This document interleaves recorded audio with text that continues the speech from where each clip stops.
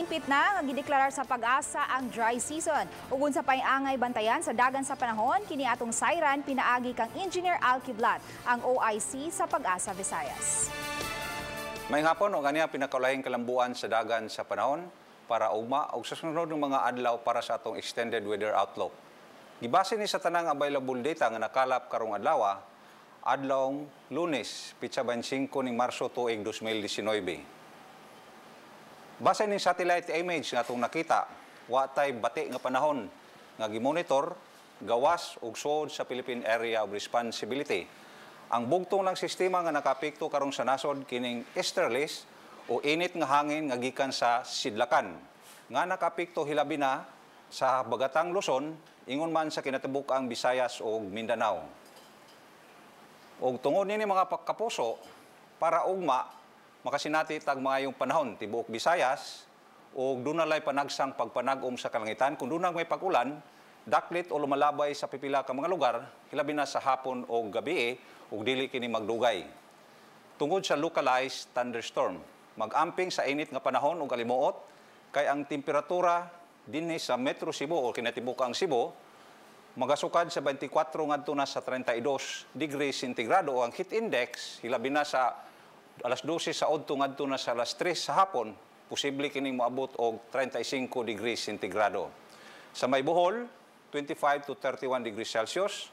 Ingon man sa Siquijor og Leyte o Siquijor og Dumaguete, 24 to 31 degrees Celsius. Sa may Samar, 23 to 30 degrees Celsius. Sa Leyte, dunay 23 to 31 degrees Celsius.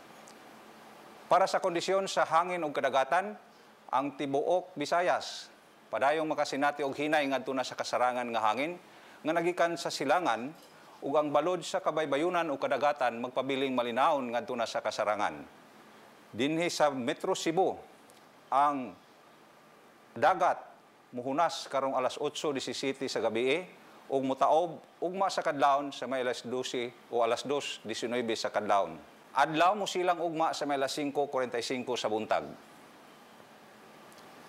Kabalo ka ba mga kapuso nga gideklarar na opisyali sa Pag-asa ang onset of the dry hot season o gitawag nato og lokal nga summer sa Pilipinas. Kinilunot sa pagdeklarar also nga nahuman na hingpit ang ting amihan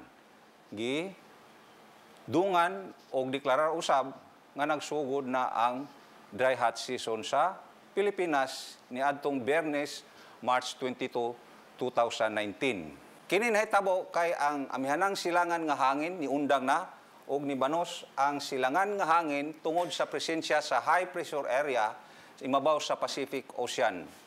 Busa mga kapuso, kabalo ka na. Para sa dugang detalye, mahimong bisita sa among official website www.bagong.pagasa.dost.gov.ph o sa mga social media accounts sa Pag-asa. Maukad tong pinakaulahing kalambuan sa dagan sa panahon. Gikan diri sa buhatan sa Pag-asa Mactan, Pag-asa Visayas, DOST.